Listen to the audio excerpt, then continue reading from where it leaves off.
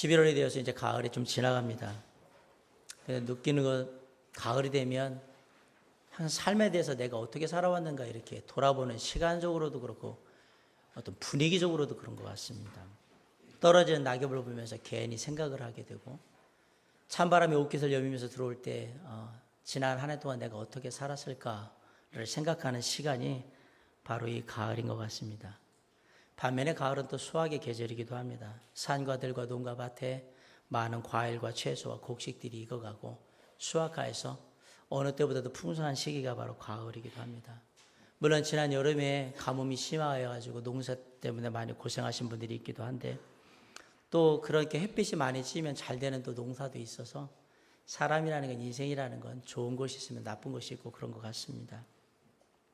한 해 동안 농사를 지을 때도 태풍이 불까, 비가 많이 올까, 장마가 질까, 가뭄이 질까, 사람들은 많은 걱정을 하는데, 그것 때문에 어떤 일들이 벌어지면 실망도 하고 좌절도 하고 고통스러워하고 그런 것 같아요.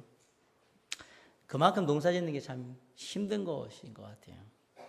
여러분, 삶에서 우리가 말하는 농부들이 농사 짓는 것도 이렇게 어려운데, 하물며 우리의 삶을 통해서 우리가 인생의 농사를 짓는 것은 얼마나 어렵겠습니까? 그만큼 인생의 농사 짓는 게 어렵기도 하지만 중요하다는 얘기도 되겠지요. 한 해 동안 농사 잘 지으셨습니까? 뭘 거두셨습니까? 여러분의 마음 가운데, 아니요, 여러분의 영혼의 창고에 과연 가득 차 있는 게 무엇일까? 가만히 생각해 보니까 내 영혼의 창고에 텅텅 비어 있는 것 같습니까? 그럼 한 해 동안에 별 의미 없이 그냥 막 살아왔다는 얘기가 되는데, 한번 지금 이 시간에 내 영혼의 창고에 과연 무엇을 채우고 내가 살아왔을까를 한번 생각해 보시면 좋을 것 같아요. 갈라디아서 말씀을 통해서 우리는 예수 그리스도께서 우리에게 참된 자유를 허락하셨다라는 말씀을 제가 계속해서 하셔드렸어요. 그런데 사도 바울은 우리에게 얘기해요. 우리가 예수 그리스도를 믿음으로 얻게 된 참된 자유로 우리의 인생이 끝나는 게 아니다라고 얘기를 합니다. 사도 바울은 우리가 참된 자유를 얻은 만큼 그 어렵게 예수 그리스도가 목숨을 다해 우리에게 주신 참된 자유, 죄로부터의 자유, 그 은혜를 함부로 헛되이 하지 말고 잘 지키라고 얘기를 하는데, 우리가 그 참된 자유를 잘 지키지 못하면 두 가지 위험에 빠지게 될 거라고 얘기를 드렸어요. 첫 번째는 다시 죄의 종의 멍에를 매게 될 것이고, 두 번째는 하나님께서, 예수님께서 우리에게 참된 자유를 주신 이유는 그 자유함으로 스스로 서로에게 종 노릇함으로 서로를 섬기는 그러한 자유로 쓰라고 했는데, 그 자유를 지키지 못하면 그 자유가 서로를 향해 사랑으로 종 노릇하는 자유가 아닌 나만을 위해서, 나 혼자 잘 먹고 잘 살고 나 혼자 잘 있고자 하는 그러한 이기적인 자유, 그리고 내가 원하는 모든 것을 마음대로 막 하게 되는 절제함이 없는 방종이 될 수 있다. 그래서 우리가 자유를 잘 지키는 것이 필요하다는 얘기를 제가 드렸습니다. 오늘 본문에 우리가 가진 자유를 또 우리가 잘 지켜야 되는 이유가 하나가 또 있는데, 이 자유를 잘 지키느냐 못 지키느냐에 따라서 우리의 삶에 맺히는 삶의 인생의 열매가 달라지기 때문에 우리가 자유를 잘 지켜야 한다라는 얘기를 합니다. 여러분, 세상의 농사는요, 잘못되면 내년에 다시 지으면 그만입니다. 내년에 다시 태풍으로 손해를 봤더라도, 가뭄으로 힘들었다 할지라도 다시 밭 갈고 씨 뿌리고 그리고 김 메고 해서 수확하면 되는데, 그러나 인생의 농사는 다시가 없습니다. 한 번 지으면 그걸로 끝나는 겁니다. 그래서 인생의 농사가 중요한 겁니다. 세상에 많은 사람들은 수많은 인생의 농사를 짓습니다. 그런데 결국 둘 중에 하나를 마지막에 수확으로 거두게 될 건데, 그 둘 중에 하나가 뭐냐? 육신의 열매를 거두든 아니면 영적인 열매, 성령의 열매를 거두든 둘 중에 하나를 수확하게 될 거다라는 얘기예요. 오늘 본문에 보면 인생의 열매를 두 가지로 얘기를 합니다. 첫 번째 19절에는 육체의 일이라고 해서 육신의 열매에 대한 얘기를 하고 있고, 두 번째는 22절에 말하는 성령의 열매입니다. 우리 모두는 부모로부터 죄악된 타락한 성품을 가지고 있기 때문에, 그렇기 때문에 그 성품을 따라서 살게 되면 죄악대로 행하길 원하고 내 맘대로 내 멋대로 행하기 원하는 그러한 타락한 성품을 따라서 행하게 되면 그 인생에는 어떤 열매가 맺힌다? 오늘 본문에 말하는 육체의 일, 육신의 열매가 맺히게 되는 거고요. 그리고 그렇게 살다가 우리의 인생은 하나님의 심판대 앞에 서는 거예요. 그런 우리에게 놀라운 일이 벌어졌어요. 뭐냐면 예수님이 이 땅에 인간의 몸을 입고 오셔서 우리에게 구원의 은혜를 허락해 주신 거예요. 그러므로 말미암아서 죄의 용서함을 받고 구원받은 하나님의 자녀들의 안에는 하나님의 성령이 임하게 되는데, 그 성령께서 우리에게 말씀하신 대로 성령이 인도하시는 삶을 따라 살게 되면 결국 우리의 삶의 인생의 열매를 무엇으로 얻게 된다? 성령의 열매를 얻게 된다. 그 얘기를 하는 겁니다. 그런데 그 모습을 우리가 고린도후서 5장 17절에서 뭐라고 얘기했냐면, 그런즉 누구든지 그리스도 안에 있으면 새로운 피조물이라 이전 것은 지나갔으니 보라 새 것이 되었도다 라고 얘기를 했던 거예요. 새로운 피조물이 되었다는 얘기가 뭐냐? 하나님의 성품이 우리 안에 새롭게 만들어졌다라는 거예요. 그러니까 하나님이 빠지면 우리 안에는 옛 성품, 죄악된 성품밖에 없어요. 그런데 우리가 예수 그리스도를 믿음으로 말미암아 하나님의 성령이 우리 가운데 임하시게 될 때, 그때 우리의 안에 하나님의 성품, 새로운 성품이 생기게 된다라는 얘기를 하는 겁니다. 그 사람들은 새로운 성품에 합당한 열매로 성령의 열매를 맺는 건데, 그럼 우리 안에 이런 질문이 생겨요. 목사님, 저는 이게 육신의 일인지 육신의 열매인지 성령의 열매인지 잘 모르겠어요. 이걸 어떻게 구별할까요? 여러분, 여러분이 생각하는 육신의 일, 육신의 열매, 육체의 일, 성령의 열매가 구분이 안 될 거라고 생각을 하십니까? 아니요, 성경은 분명히 그렇게 얘기 안 합니다. 분명히 구분이 된다고 하는데, 자, 지금부터 제가 구분을 해드릴게요. 육체의 일, 19절만 육체의 일은 분명하니 라는 말씀이 있습니다. 이 말을 바꿔서 얘기하면, 육신이 맺는 열매는 너희들이 이건지 아닌지 고민할 필요가 없을 정도로 분명하다, 확실하다. 자, 오늘 육체의 일, 육신의 열매를 4가지로 얘기를 합니다. 첫 번째는 성적인 죄악과 관련된 열매인데요. 음행, 더러운 것, 호색, 이 3가지가 성적인 것에 관련된 죄악들입니다. 음행은 잘못된 성적인 관계는 다 음행입니다. 그럼 잘못된 성적인 관계가 뭡니까? 부부 이외의 관계는 다 음행입니다. 성경은 부부 이외의 관계는 다 음행이라고, 죄라고 얘기를 했어요. 두 번째, 더러운 것은 성적으로 잘못된 관계를 계속 머릿속에 마음속에 두고 있는 것, 그것은 더러운 것이죠. 자, 무슨 얘기인지 알죠? 세 번째, 호색은 뭐냐? 이런 죄에 완전히 몰두해서 몰입한 나머지 이제 빠져나올 수 없이 중독된 거, 그게 호색이에요. 호색. 점점 더 이게 커지죠, 범위가. 음행, 더러운 것, 호색. 이렇게. 바꿔 얘기하면 하나님이 주신 성은 참 아름다운 것인데요, 부부간의 성은. 그런데 이것을 잘못 사용하면 대표적인 육체의 일, 육신의 열매가 될 수 있다는 사실을 기억하시기 바랍니다. 두 번째, 육체의 일, 육신의 열매의 두 번째가 뭐냐면 하나님과 관계된 종교적인 죄예요. 그것은 우상숭배와 주술이라고 되어 있습니다. 우상숭배와 주술은 종교적인 거니까 영적인 것 아닙니까? 라고 물어볼 텐데, 모든 우상숭배와 주술과 미신은 한 가지 중요한 공통점이 있습니다. 다 누구를 위해서 합니까? 나를 위해서. 신앙은 나를 위해서 하는 게 아니라 하나님을 위해서 합니다. 그러니까 모든 우상숭배와 주술과 미신은 나만 잘 되면 되고, 나만 복 받으면 되고, 나만 좋으면 되는 거예요. 이 이기주의에서 출발하는 거예요. 우리가 요즘 아주 시끄럽게 떠들고 있는 저기 한 아줌마가 그 주술이잖아요. 우상숭배잖아요. 미신이잖아요. 영세교라고 해가지고. 다른 우상과 종교를 섬기지 않는다고 하고 나는 하나님만 섬깁니다 라고 함에도 불구하고, 그러나 신앙의 중심이 하나님이 아니라 나에게 와 있다면 당신은 우상숭배자입니다. 교회에 와 있다고 내가 하나님을 섬기는 게 아닙니다. 내 삶의 중심이 누구로 되어 있어야 한다는 얘기입니까? 하나님으로 되어 있습니다. 만약에 그냥 교회에 오고 성경 읽는 그것만으로 가지고 내 삶이 신앙이 신실하다고 얘기를 한다면 이스라엘 백성들은 욕먹을 이유가 하나도 없습니다. 왜 하나님께서 모세를 통해서 이스라엘 백성들에게 그렇게 했을까? 그들의 중심이 누구로부터 벗어나 있기 때문에요. 하나님으로부터 벗어나 있으니까. 그건 우상 숭배라는 얘기를 하는 겁니다.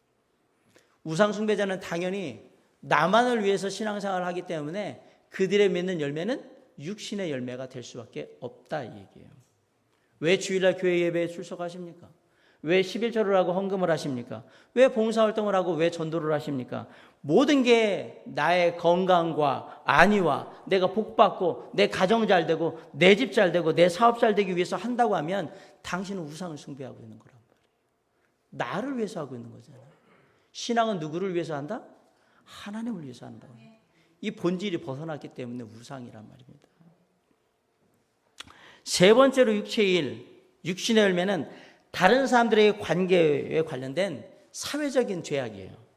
원수 맺는 것, 쉽게 말하면 증오하고 분쟁, 불화, 시기, 경쟁하고 분내는 거, 진노하고 당짓는 거, 다투어서 분열하고 폭동이에요. 폭동, 원래 말이. 그리고 이단, 파당을 짓는 거예요. 그 다음에 투기, 그리고 살인입니다. 놀랍게도 한글 성경에는 21절에 살인이 빠져 있습니다. 원래 헬라어에는 있는데. 육신의 지배를 받으면, 죄악된 성품의 지배를 받으면 서로 미워하게 돼요. 극렬하게 미워하게 됩니다. 당연히 서로 사이가 안 좋게 되겠죠. 그러려면 서로가 경쟁으로 서로를 비난하면서 이기려고 해요. 내가 쟤보다는 좋은 소리 들어야지. 저것보다 못해서는 안 되겠지. 막 이런 생각으로 막 싸워요. 그러면 작은 것에서 나를 힘들게 만드는 일이 있으면 막 화를 내요. 그리고 다퉈요. 그러다가 마침내 멱살 잡고 싸워요. 그리고 이제 멱살 잡고 싸우면서 내가 옳았네, 네가 옳았네 편을 가리기 시작해요. 그러다 안 되면 죽이는 겁니다. 이게 살인이 마지막입니다. 결국 다른 사람들과의 관계를 파괴하는 모든 것은 다 육신의 열매, 육체의 일이라는 사실입니다. 누군가 내가 저 사람과 관계를 하고 있는데 우리의 사이를 멀게 하면서 막 싸우게 만들었다. 이 가운데 들어온 사람은 뭘 했다는 얘기입니까? 육신의 열매를 맺게 했던 거예요. 그걸 우리는 생각 없이 막 받아들이시면 안 된다라는 얘기예요. 왜냐하면 여기 분명히 말씀드렸어요. 다른 사람들의 관계를 철저히 파멸시키는 것이 바로 육체의 일, 육신의 열매이기 때문에 그렇습니다. 마지막 네 번째로 육체의 일은 감각적인 죄악도 포함합니다. 술 취함과 방탕이 여기에 해당합니다. 물론 여기서 말하는 술 취함은 정신이 없을 정도로 그냥 완전히 잃어가지고 앞뒤 분간 못하고 그냥 길바닥에 앉아 뭐 잠자고 막 이런 거 있잖아요. 집이 어딘지도 모르고 이런 거. 방탕은 모든 도덕적 윤리적인 기준을 무시하고 오직 쾌락과 즐거움을 위해서 그 삶을 내던지는 게 방탕이에요. 이제 제가 쭉 설명을 해서 육체의 일, 육신의 열매. 여기서 이해 안 되는 죄가 뭐가 있습니까? 뭐가 애매합니까? 우리의 삶에 왜 분명하다고 얘기했는지 아셨죠? 육체의 일은 분명합니다. 뭐가 하나님 앞에 온전하지 못한 육신의 열매인지는 우리가 너무나도 잘 알고 있어요. 육체의 일은 성적인 죄악과 관련이 있고, 육체의 일은 종교적인 죄악과 관련이 있고, 육체의 일은 사회적인 죄악과 관련이 있고, 육체의 일은 감각적인 죄악과 관련이 있어요. 그 안에 다 숨어 있더라라는 사실이에요. 이러한 죄악을 행하는 자는 결국 하나님의 나라를 유업으로 얻을 수 없습니다. 21절에 전에 너희에게 경계한 것 같이 경계하노니 이런 일을 하는 자들은 하나님의 나라를 유업으로 받지 못할 것이요. 이 말을 들으면 이런 생각을 하시는 분이 있을 거예요. 목사님, 솔직히 저는 예전에 육체일도 했었고요. 술도 인사불성이 돼가지고 정신없이 그렇게 마신 적도 많고요. 부끄럽지만 성적인 죄악도 범죄한 적이 있는데 사람들하고 지금도 원수같이 지내는 사람들은 만나지도 않고 지금도 믿고 지금도 싫은데 그러면 저는 구원받아도 하나님의 나라를 유업으로 못 받는 거 아닙니까? 라고 생각하시는 분이 있을 거예요. 아닙니다. 본문에서 육체의 일을 하는 사람들은 그런 사람들이 아닙니다. 어쩌다가 실수로 한두 번 과거에 했던 일들을 가지고 지금 얘기하는 게 아니라는 사실이에요. 본문이 말하는 육체의 일을 하는 자들은 노력하고 또 노력하고 열심을 다해서 벗어나려고 했는데 안 돼서 넘어졌던 그런 사람들을 얘기하는 게 아니라는 사실이에요. 본문이 말하는 21절에 말하는 이런 일을 하는 자들, 그들은 습관적으로 지금도 그 일을 하고 있는 사람들을 말하는 거예요. 삶에 습관적으로 그렇게 하고 있다. 늘 머릿속에 생각하는 것이 성적인 죄악이고 가는 곳마다 사람들을 화목하게 만드는 것이 아니라 그 관계를 파괴하며 내가 죄인된 삶으로 신앙을 생활하면서 우상을 섬기고 있고 그리고 감각적인 죄에 자기의 몸을 습관적으로 맡기는 사람들, 그 사람들이 이런 일을 하는 자들이. 그래서 이런 일을 하는 자들은 시간이 지나면 마치 과일나무에 열매가 맺히듯이 그 삶에 어떤 열매가 맺히는 거예요? 육신의 열매가 맺히게 되는 것입니다. 혹 누군가가 이런 육신의 일을 통하여서 반복적으로 계속 육신의 열매를 맺고 있다면, 내가 만약 그렇게 하고 있다면 당신은 당신의 구원을 다시 점검해 보시기 바랍니다. 바울은 얘기하는 거예요. 하나님의 자녀는 결코 그럴 수 없다라고 얘기하는 거예요. 정말 구원받은 것 같은데 나의 생활 속에 삶의 열매가 육체의 일, 육신의 열매를 맺는 것에 계속해서 반복적으로 습관적으로 계속되고 있다면 나의 구원을 점검하셔야 합니다. 왜? 구원받은 하나님의 자녀는 반복적으로 그렇게 하지 않습니다. 목사님, 반복적인 게 몇 번을 얘기하는 거니까요? 그 숫자를 얘기하기는 참 어렵습니다. 그러나 내가 하나님이 죄악이라고 하는 것을 아무렇지도 않게 그것을 계속해서 반복하고 있다면 당신은 심각하게 생각해야 한다는 얘기입니다. 왜냐하면 하나님의 나라는 거룩한 나라이기 때문에 당신은 못 갑니다. 아무리 교회 열심히 나오고 아무리 성경을 많이 읽고 아무리 기도를 많이 하고 아무리 교회 봉사를 많이 한다 할지라도 우리의 생활 속에서 이 육신의 열매가 지속적으로 반복적으로 계속 지금까지 계속되고 있다면 당신이 정말 구원받았다고 얘기할 수 있느냐라는 사실이에요. 우리가 만약에 그렇게 하고 있다면 우리는 당연히 그 부분에 대한 마음의 아픔과 찔림과 고통이 있을 거예요. 근데 그런 것도 없이 뭐 사는 게 다 그런 거지, 뭐 죄도 짓고 그러는 거지. 그리고 이렇게 그냥 별 무리 없이 아무런 생각 없이 무디게 막 이렇게 죄악 가운데 육신의 열매를 지나가고 있다. 당신이 과연 구원받았다고 얘기할 수 있느냐고 사도 바울이 지금 묻는 거예요. 그게 진짜 구원받은 겁니까? 라고 묻는 거예요. 사랑하는 성도 여러분, 우리가 육신의 열매를 맺을 수 있습니다. 육체의 일을 할 수 있습니다. 그러나 이게 반복적인, 습관적인, 지속적인 일이 되어서는 안 된다라고 얘기하는 겁니다. 이게 육체의 일들, 육신의 일. 두 번째로 성령의 열매를 한번 볼게요. 성령의 열매는 어떤 것들이냐? 22절에 보면 오직 성령의 열매는 이렇게 되어 있어요. 그런데 원래 말은 그러나 성령의 열매는, 왜냐하면 육신의 열매와 반대되니까 그러나 이렇게 되어 있어요. 성령의 열매도 대략 9가지를 3가지로 나눌 수 있어요. 분류를. 첫 번째는 하나님을 향한 열매로요, 사랑과 희락과 화평입니다. 우리 2016년 저희 교회 표어가 뭡니까? 오늘 본문이잖아요. 갈라디아서 5장 16절. 그리고 제가 벽에다 뭘 붙여놨죠? 교회 예배당 기둥에 9가지 열매를 맺혀놨죠. 여기서 혹시 목사님이 왜 3가지씩 색깔을 달려놨을까라고 생각하신 분 혹시 있습니까? 색깔이 달라요.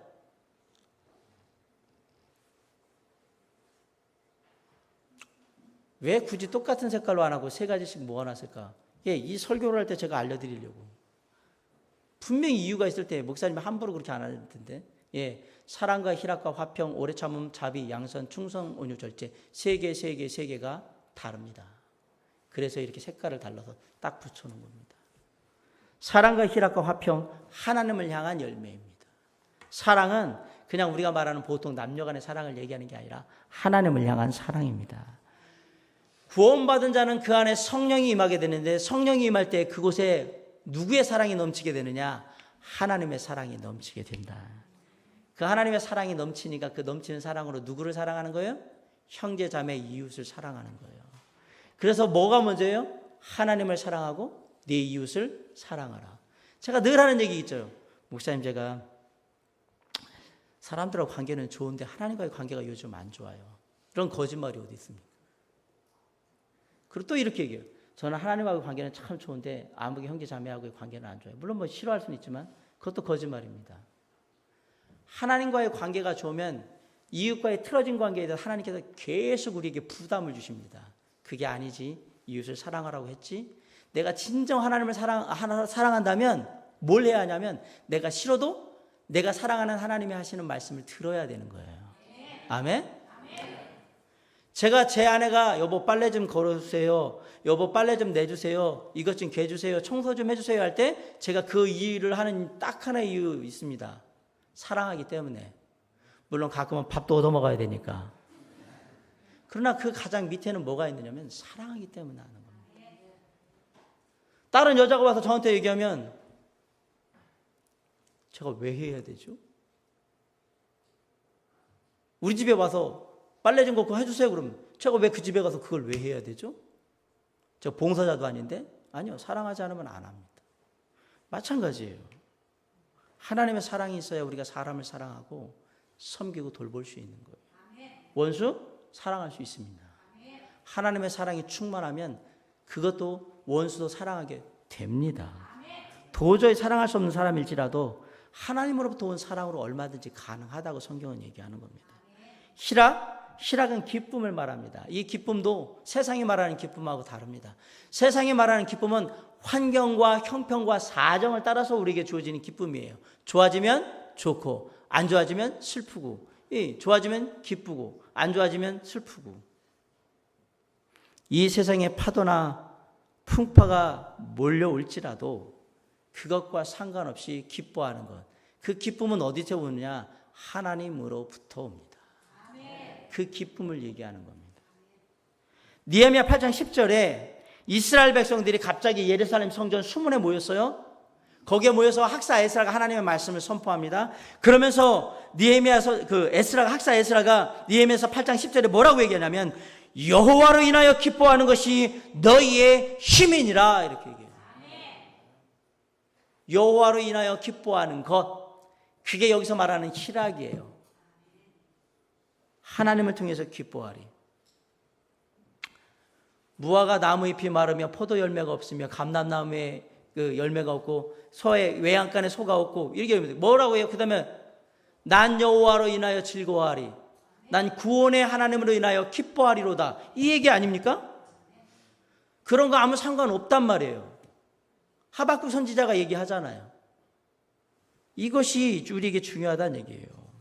하나님 때문에 기뻐하는 것, 그것이 바로 희락이에요. 희락. 놀랍게도 내가 하나님 때문에 기뻐하게 되면 내 삶이 평안해집니다. 그게 화평입니다. 이건 연결이 돼 있어요. 하나님을 사랑하니까 내 안에 기쁨이 있고 내 안에 기쁨이 있으니까 서로 다 평안한 거예요. 괜찮아. 괜찮아. 문제가 안 돼. 왜? 내 안에 기쁨이 넘치기 때문에. 아이들 중에 어떤 아이들이 제일 멍청한 아이들이냐면 부모의 감정 상태를 보지 않고 와서 뭔가를 얘기하는 애들이 제일 멍청한 거예요. 왜? 엄마 아빠의 컨디션이 좋을 때 얘기하셔야 돼.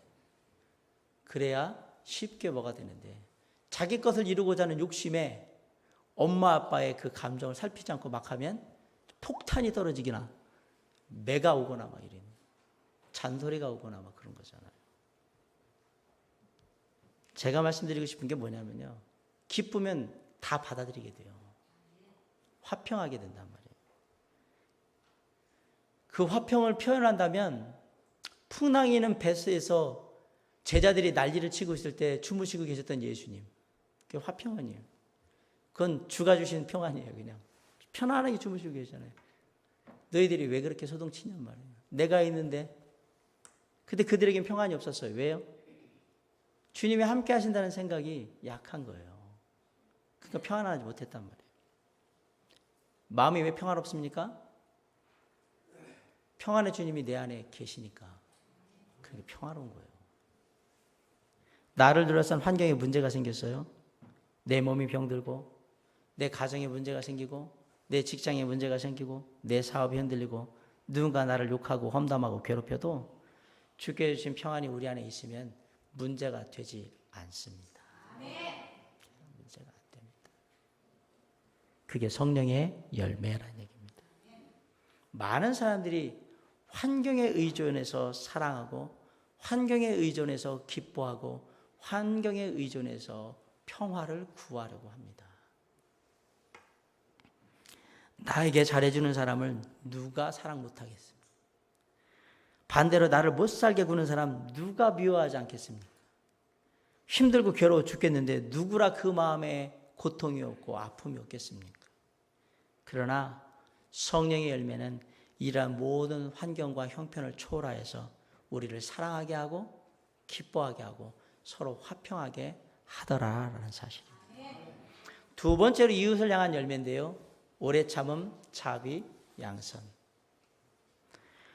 오래 참음은 다른 사람의 실수나 잘못에 대해서 견디는 거예요. 얼마큼 견디라고요? 오래. 따라서 해봅시다. 오래.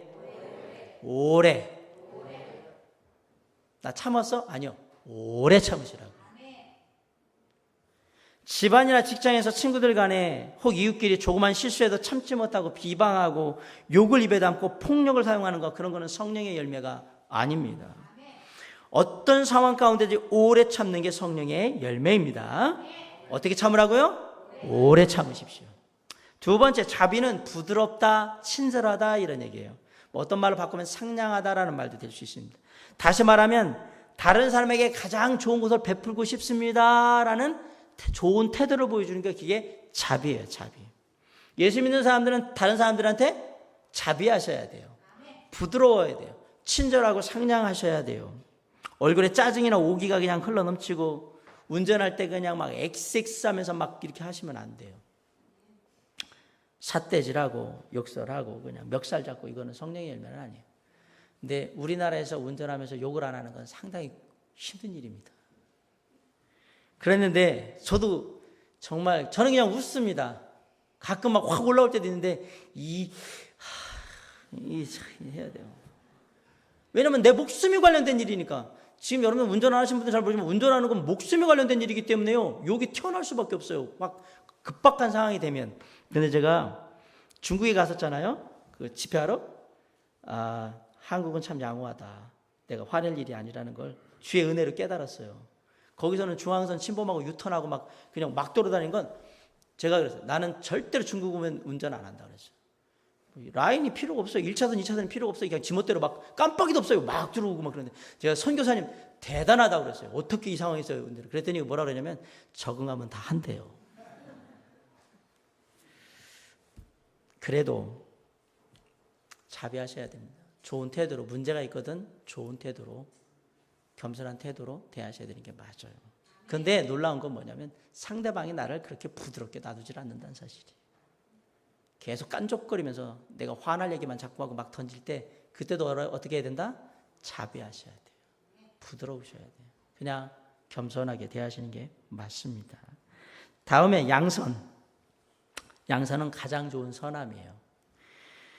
양선을 표현할 때 뭐 말로 표현하는 것보다 한 사람의 얘기를 하면 그게 양선이구나를 금방 알 수 있는데 제가 요셉 얘기를 해줄게요. 요셉이 누구냐면 예수님의 아버지 요셉. 요셉이 자신의 약혼녀였던 마리아가 결혼에 데려오기 전에 임신한 사실을 알게 됐습니다. 이렇게 되면 어떻게 되죠? 나하고는 아무 관계가 없는 애인데 이러면 이제 길거리 얘기하고 그래야지. 저 여자 좀 지저분한 여자라서 나 못 데려온다 막 이렇게 할 건데 요셉은 의로운 사람이라서 어떻게 했어요? 이 사실을 아무에게도 알리지 않고 가만히 끊고자 하였다라고 딱 되어 있습니다. 이게 양선입니다. 그 사람에게 가장 좋은 선함을 베푸는 거. 그게 양선이에요. 요셉을 생각하시면 양선을 생각하시면 됩니다.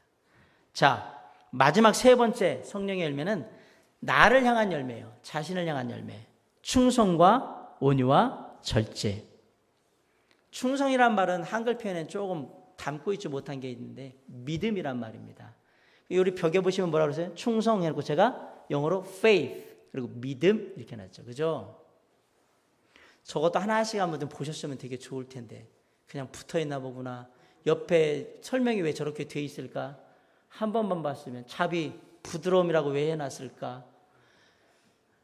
주여, 저걸 왜 해놨는지를 생각을 해봤으면, 올 한 해 여러분 시작부터 이걸 생각했으면 더 큰 은혜가 임했을 텐데 생각을 못하고 그냥 막 보셨죠. 그죠?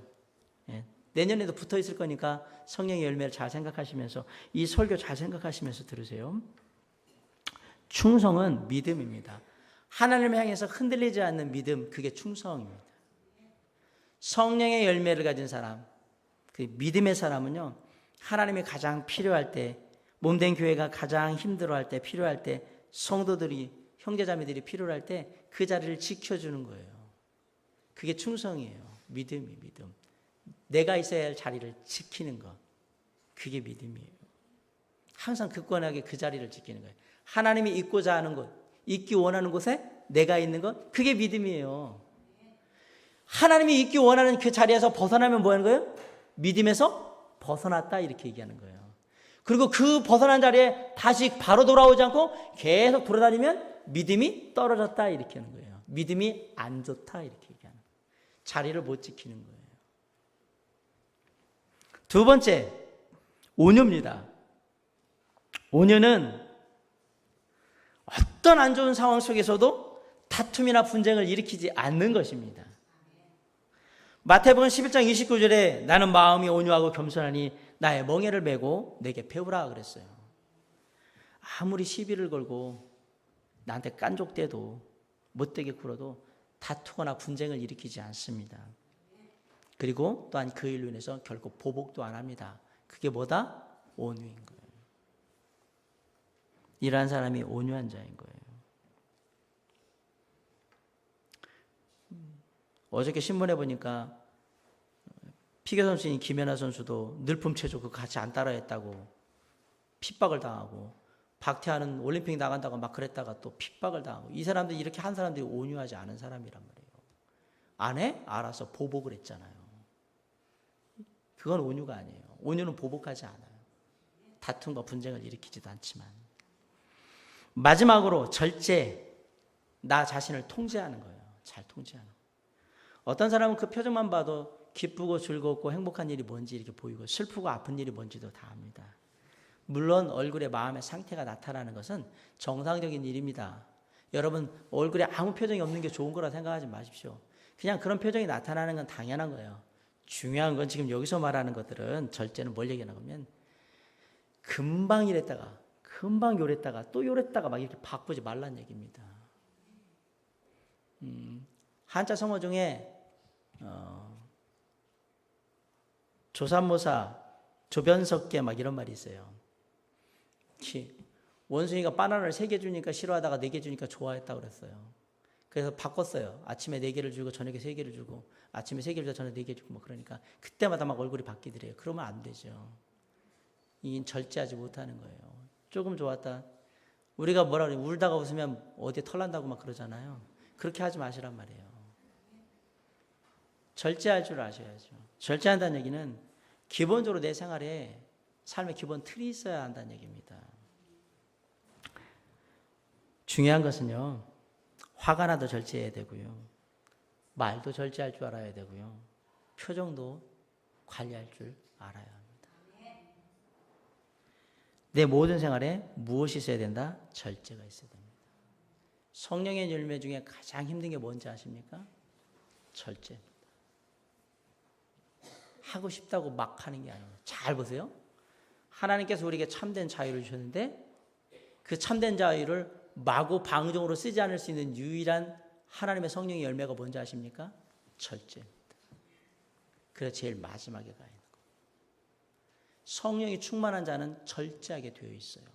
말에나 행동에나 표정에나 모든 것에 사람이 그리스도인다운 품위가 있는 거예요. 그건 절제하고 있구나. 돈 있다고 막 쓰는 게 아니에요. 많이 배웠다고 막 사람을 무시하는 게 아니에요. 조금 뭐 많이 너 있다고 해가지고, 여러분 제발 좀 너 나이가 몇 살인데 이런 얘기 하지 마십시오. 참 창피한 일입니다. 절제할 줄 알아야 돼요. 애들하고 싸울 때 애들하고 멱살 잡으면 되겠습니까? 아닌 거예요. 그리고 마찬가지예요. 못 배웠다고 막 그렇게 얘기하면 되겠습니까? 아니요. 그렇게 하면 안 됩니다. 그리스도에는 모든 것에 절제할 줄 알아야 한다는 사실이에요. 근데 중요한 것은요, 우리 인생이 다 지나가면 우리는 둘 중에 하나의 열매를 꼭 가지고 가게 돼요. 육신의 열매를 가져가게 되든지 성령의 열매를 가져가게 되든지. 왜? 우리 안에 이 두 성품이 다 있기 때문에 그래요. 부모로 받은 타락한 육신의 성품이 우리 안에 있고 구원받을 때 하나님께로 받은 영적인 성품이 또 있어요. 이 두 개가 계속 싸우는 거예요. 17절 한번 같이 한번 읽어봅시다. 17절 시작.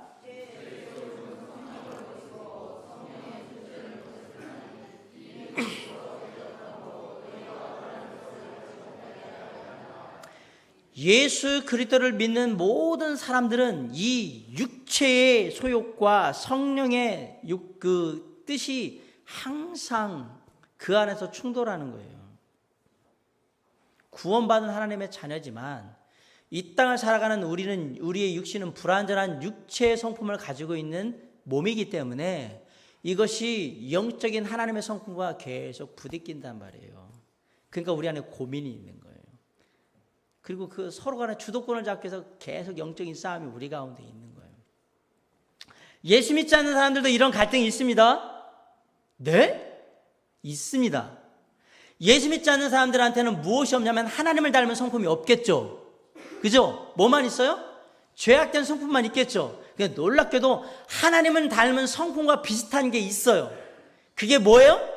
그렇죠. 이제 갈라디아 설교를 정확하게 이해하셨네. 그게 양심이었던 거예요. 야, 이게 내 양심에, 야, 이게 하는 게 아닌데 이러면 안 되나? 이렇게 되는 거예요. 그들은 그것이 하나님이 주신 거라는 걸 몰라요. 모르고 그냥 뭘로 알아요? 양심으로 알아요. 그러니까 이들도 양심과 죄악된 성품이 계속 갈등하는 거예요. 우리가 마치 하나님의 성품과 죄악된 성품이 갈등하듯이 이들도 똑같이 갈등을 해요. 그게 우리한테 얘기하는, 야, 네가 최소한의 양심이 있으면 그렇게 하면 안 되지, 이렇게 물어보는 거였던 거예요. 믿지 않는 사람들이 그렇게 얘기했던 거예요. 당연히 구원받은 하나님의 사람 그리스도인들의 사람들은 이 갈등의 정도가 더 민감하게 나타나야 되는 게 맞는 거예요. 왜냐하면 우리는 죄악에 대해서도 민감하기 때문에 그렇습니다. 우리는 그래서 작은 것으로 인하여서도 힘들어하는 겁니다. 이렇게 하면 하나님의 뜻에 안 맞는데, 이 하나님이 원하시는 것이 아닌데, 이렇게. 우리 간에 그런 고민이 느껴지지 않는다면 우리는 그리스도인이 아닌 거죠. 죄악과 하나님의 뜻 가운데 고민이 없다. 이게 어떻게 그리스도인이에요? 우리는 고민이 당연히 있어야 되는 거예요. 그 고민하다가 죄악 가운데 넘어지기도 하고, 어떤 때는 하나님 뜻대로 해가지고 또 승리하기도 하고, 뭐 교훈도 얻기도 하고, 엎치락 뒤치락 하면서 언제까지 가요? 주님 오실 때까지, 하나님 앞에 설 때까지 가는 게 신앙이라고 제가 말씀드렸잖아요. 거기서 어떤 선택을 할 거냐. 예수 믿으면 처음엔 다 기분 좋고 감사합니다. 좋습니다. 왜? 예수님이 나를 구원하셔서 나를 죄로부터 완전히 자유한 참된 자유를 주셨으니까, 은혜를 주셨으니까 나 같은 사람을 구원했던 그 하나만으로도 정말 기뻐합니다. 그런데 시간이 지나면 이런저런 고민이 생기기 시작해요. 아이고, 내가 예수 안 믿었으면 이거 헌금 안 해도 요거 가지고 맛있는 거 사 먹어도 되고, 요거 가도 옷 사 먹어도 되고, 요거 가도 놀러 가도 되는데. 자, 제가 공개적으로 이런 생각 해보신 분 손 드시에요? 그러면 손 안 드시겠죠? 마음에 손 드셨어요? 이미 여기 다 드셨을 거예요. 한 번쯤은 다 해보실 건데요? 이번 달 요거 필요한데 요거 11조만 안 내면 내가 요거로 딱 채울 수 있을 것 같은데. 그런 생각 한 번도 안 해보신 분, 그럼 제가 다음 질문합니다. 내가 예수만 안 믿었어도 그냥 어디 가서 그냥 더울 때 그냥 맥주 한잔 하면서 그냥 시원하게 막 이렇게 했을 텐데 생각 안 하셨나요? 하셨잖아요. 야, 내가 진짜 예수만 안 믿어서 저 인간한테 그냥 쌍욕을 그냥 아주 그냥 한 푸대는 그냥 확 하고 그냥 기분 좋게 그냥 하거나, 아니면 내가 예수만 안 믿었어도 그냥 멱살 딱 잡고 몇 방 한번 내리고서 막 그러고, 내 진짜 옛날 성질 같으면 해보셨죠? 죄송합니다. 목사가 육신적이어서. 우리 안에는 다 그런 갈등과 고민이 있는 겁니다. 내가 예수 안 믿었으면 참 이랬을 텐데라는. 그러나 그럼에도 불구하고 내가 예수 믿은 것이 후회되지 않아야 된다는 사실. 그러면 목사님, 그러면 우리는 뭐 맨날 이렇게 고민하다 끝나는 게 우리의 운명입니까? 아닙니다. 놀랍게도 성경은 너희들의 이런 영적인 고민은 이미 다 끝났다라고 선언을 합니다. 진짜예요? 바꿔 얘기하면 너희들은 성령의 열매를 맺게 되어 있다라고 얘기를 하는 거예요. 진짜로요? 내가 이겼으니까 무슨 얘기인지 아십니까? 내가 너희와 함께하고 내가 지금 너희에게 성령을 보내서 성령과 함께하기 때문에 너희는 이길 수밖에 없어 라고 얘기를 한 거예요. 그냥 그 성령과 함께 열매를 따기만 하면 된다라고 얘기를 한 거예요. 그 열매를 따란 말이에요. 그럼 어떻게 하면 우리가 성령의 열매를 딸 수 있습니까? 수확할 수 있느냐? 자, 첫 번째, 육신을 십자가에 못 박아야 한다라고 얘기한 거예요. 24절 한번 읽어볼까요? 자, 시작. 그리스도 예수의 사람들은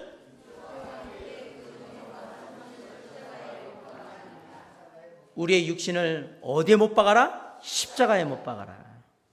누가 못 박았습니까? 예수님이요? 자, 좋습니다. 그럼 거꾸로 물어볼게요. 누가 못 박혔습니까? 우리라고 했잖아요. 여기서는 예수 그리스도를 믿는 예수 그리스도의 사람들이 뭐예요? 못 박혀인 거예요, 지금. 그럼 누가 못 박았냐? 그리스도 예수의 사람들은 육체와 함께 그 정욕과 탐심을 십자가에 못 박았느니라. 예수님이요? 아닙니다. 성령님이요? 아닙니다. 우리 스스로 못 박은 겁니다.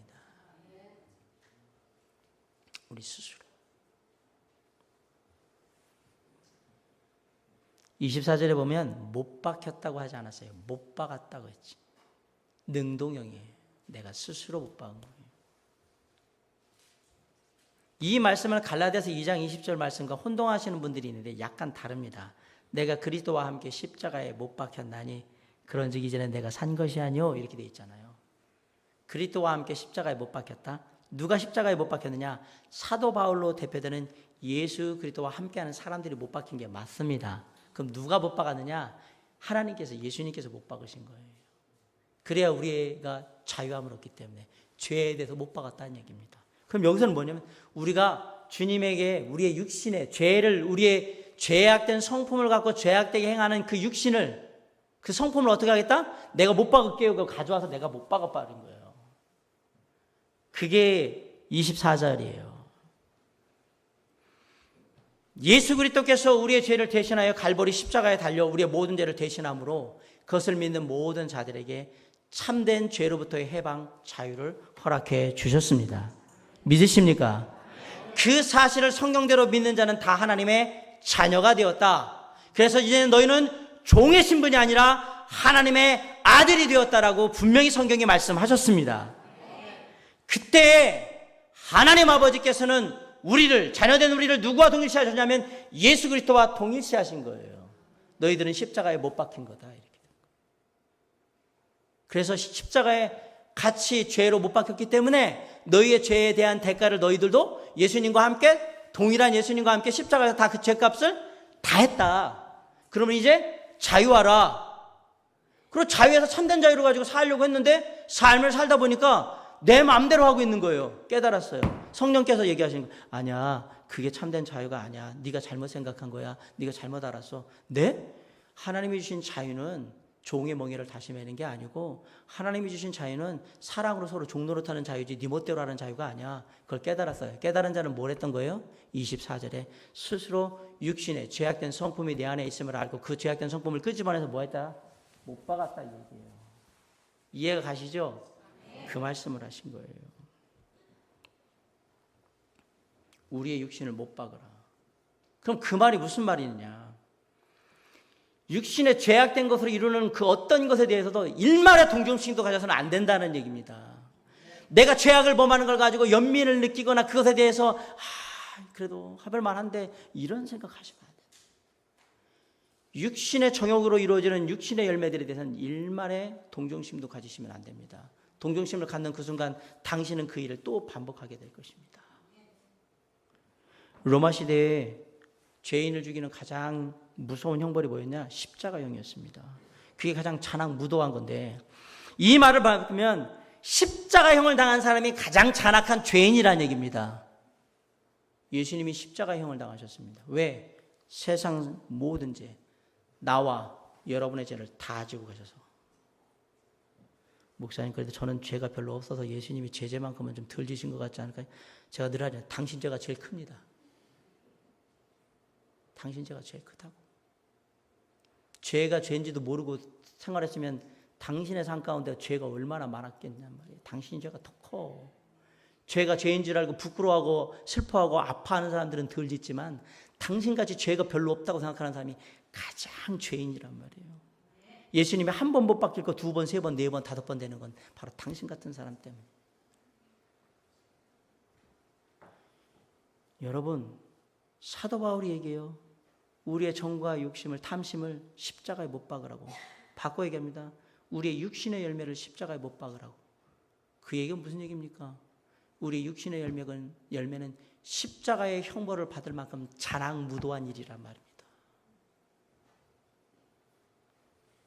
육체의 일은 분명하니 음행과 더러운 것과 호색과 우상숭배와 주술과 원수 맺는 것과 분쟁과 시기와 분냉과 단기는 것과 분열함과 이단과 투기와 살인과 술 취함과 방탕함, 또 그와 같은 것들이,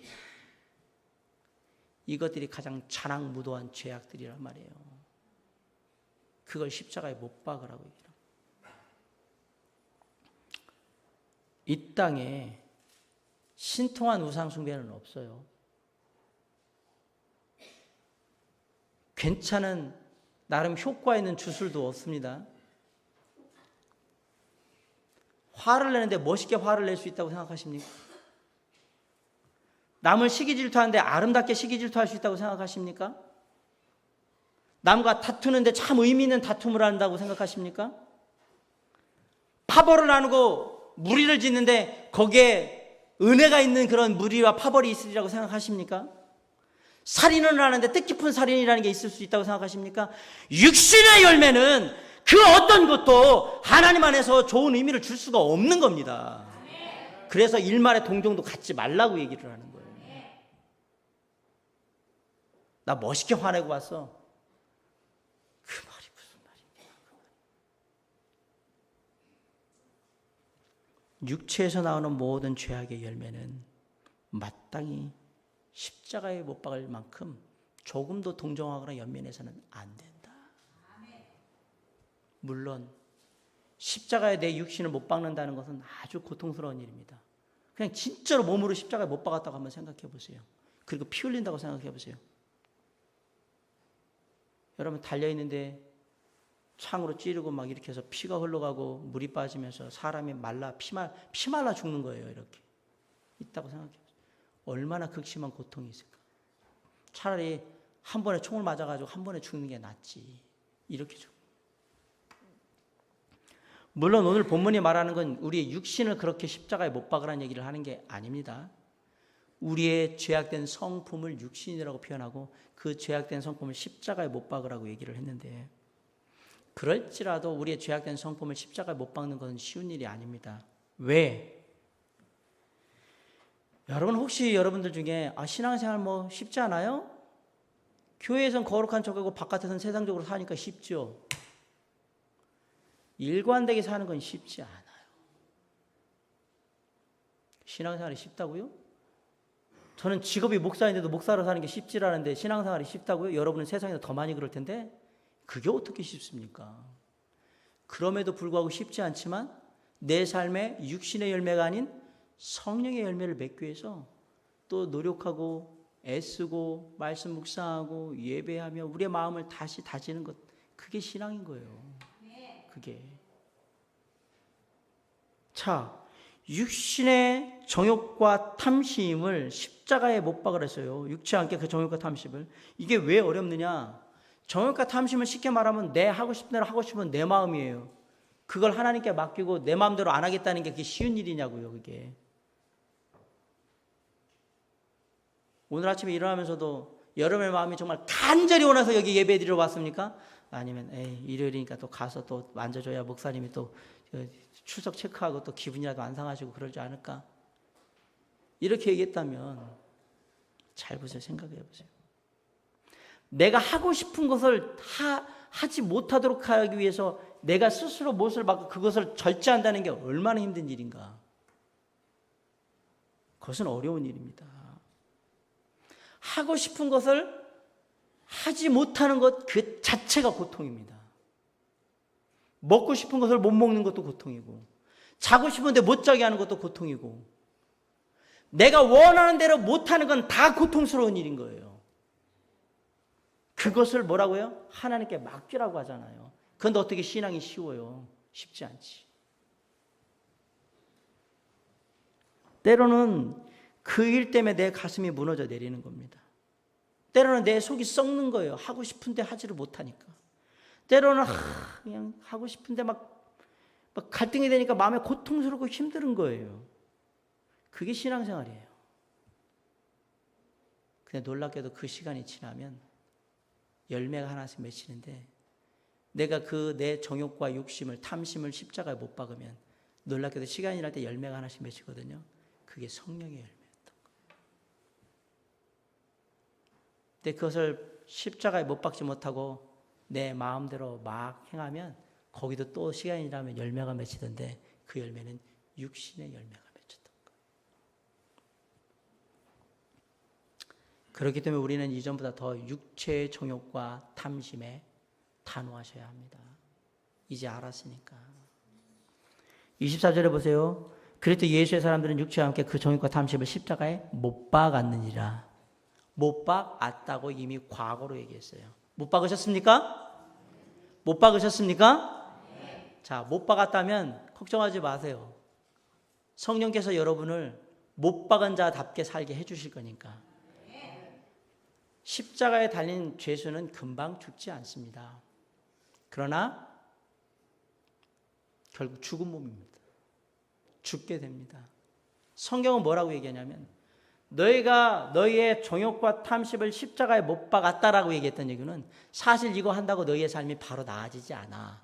그러나 결국은 하나님의 성령의 뜻에 따라 살아가는 삶을 이루게 될 거야 라고 얘기한 거예요. 왜? 내가 그렇게 너희들에게 하기를 원하고, 그래서 내가 너희들 안에 있고 지속적으로 그 일을 이룰 거니까 너희는 그렇게 될 거다 이 얘기예요. 목사님, 저는 정욕과 탐심을 십자가에 못 박았다고 했는데 아이고 10년이 지나도 아직도 살아있는데요. 그러나 결국은 죽습니다. 여러분이 진정 예수 그리스도와 함께 나의 정과 욕심을 십자가에 못 박았다면 결국은 그 정과 욕심, 탐심, 육신의 성품은 죽게 될 것입니다. 계속 그 일을 하시는 거예요. 그럼 마침내 어디서 죽느냐? 하나님의 나라에서 완전히 사라집니다. 이 땅에서는 그 과정을 가는 거예요. 사랑하는 성도 여러분, 그러니까 정과 욕심을 십자가에 못 박았다면 그 정과 욕심을 불쑥불쑥 일어나게 하는 그런 것들을 단호하게 처리하셔야 한다는 얘기예요. 생각을 단호하게 끊고 행동도 단호하게 멈추고, 그래서 거기서부터 뭐 해야 한다? 벗어나야 한다라는 거예요. 우리의 생각에서, 우리의 마음에서, 우리의 생활에서 단호하게 육체의 일, 육신의 열매들을 잘라내시기를 주님의 이름으로 간절히 축원합니다. 다음으로 성령의 열매를 맺을 수 있는 방법, 마지막 방법은요, 성령을 따라 사셔야 합니다. 16절, 18절, 25절을 한번 읽어볼까요? 16절에 뭐라고 했냐면, 내가 이르니 너희는 성령을 따라 행하라. 그리하면 육체의 욕심을 이루지 아니하리라. 18절, 너희가 성령이 만일 성령의 인도하시는 바가 되면 율법 아래 있지 아니하리라. 25절, 만일 우리가 성령으로 살면 또한 성령으로 행할지니. 자, 누가 인도하십니까? 성령께서. 누가 따라갑니까? 누가 따라갑니까? 우리가 따라가잖아요. 우리가 누구예요? 예수 그리스도 안에 있는 우리가 따라가는 거예요. 성령을 따라 행한다는 얘기는 성령께 다 맡기고 내가 능동적으로 그분의 따라 삶이 원하는 삶을 살아가겠다 이 얘기를 한 거예요. 바꿔 얘기하면 성령 하나님께서 나에게 이루시기 원하는 소원을 따라서 내가 삶을 살겠다.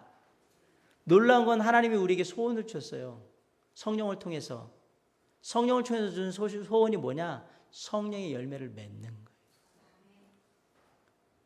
그걸 따라 성령의 인도하심을 따라서 살아가는 거예요. 인도함을 따라간다는 얘기는 걷기는 걸어가는데 내 마음대로 여기저기 막 왔다 갔다 하면서 걸어가는 게 인도함을 따라가는 게 아니라, 인도함이라는 건 인도자를 따라서 병아리 짹짹, 참새가 짹짹이구나. 병아리 삐약삐약 이렇게 하면서 뭐예요? 그 정해진 길을 따라가는 거죠. 누가? 성령께서 우리에게 정해주신 그 길을 따라가는 거예요. 그게 인도예요, 인도. 그렇게 인도하심을 따라 살아가다 보면 마지막에 우리의 삶에 수고해서 그리고 결승선을 따보면 뭐 바구니를 하나씩 줘요. 과일 바구니를. 사랑과 희락과 화평과 오래 참과 자비와 양성과 충성 온유 절제 성령의 열매가 가득 담긴 과일 바구니 하나씩 탁탁 주신다. 네, 그럼 그거 가지고 어디로 가요? 주님 앞에 서야죠. 심판대 앞에.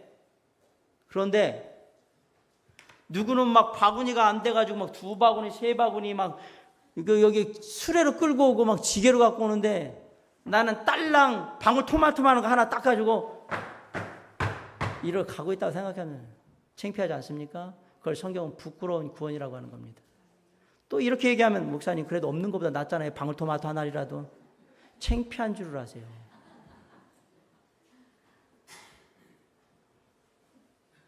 아닙니다. 정상적으로 하나님의 성령께서 우리에게 주신 소원을 따라서 우리의 삶을 그냥 정상적으로만 가도 우리의 삶에 이 열매들이 맺힌다라는 얘기를 한 겁니다. 근데 방울토마토 하나 가지고 그걸 열매를 맺었다고 주님 앞에 내세울 생각을 하신다고 그러면 부끄러워도 구원만 받으면 땡이라고 생각하시면 할 말은 없어요. 그러나 주님은 구원받은 것으로 다라고 얘기한 적 한 번도 없습니다. 구원받은 자답게 살라고 얘기했지 구원받았으니까 네 마음대로 살으라고 얘기한 적이 없어요. 저는 율법을 얘기하려고 하는 게 아닙니다. 우리는 율법의 희생양이 되는 게 아니라 율법을 완성하는 자의 삶을 살아야죠.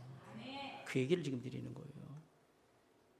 성령의 인도하심을 따라서 사시면 우리의 삶에 성령의 열매가 맺힙니다. 자, 이제 말씀을 마무리합니다. 농사 잘 지으셨습니까? 여러분의 영혼의 창고에 과연 몇 가지 성령의 열매가 들어 있습니까? 없습니까? 그럼 이 시간 조용히 눈 감고 기도할 때요. 회개하시기 바랍니다. 저도 회개할 겁니다. 회개하시기 바랍니다. 하나님 텅텅 비었네요. 내 영혼의 창고에 성령의 열매가 하나도 없는 것 같아요. 어떤 분은 얘기할 거예요. 그래도 이런 건 있는 것 같은데 몇 개는 없는데요.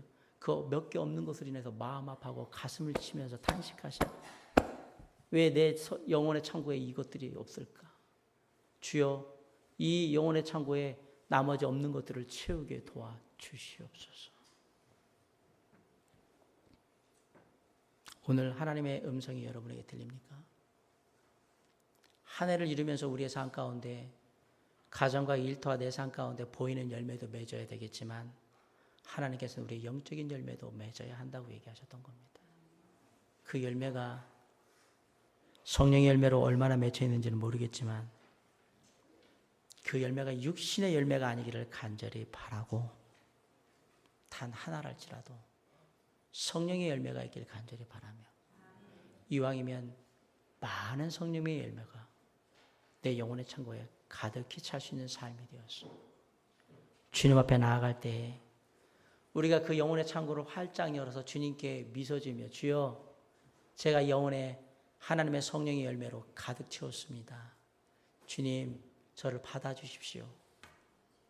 그 모습으로 다가오는 웃으며 다가오는 저와 여러분에게 잘하였다 창신아 잘하였다 아무개야 네가 진짜 나의 자녀로다 칭찬하며 기쁘게 맞아들일 수 있는 우리 영혼의 삶이 될 수 있기를 남은 인생이 될 수 있기를 주님의 이름을 간절히 축원합니다.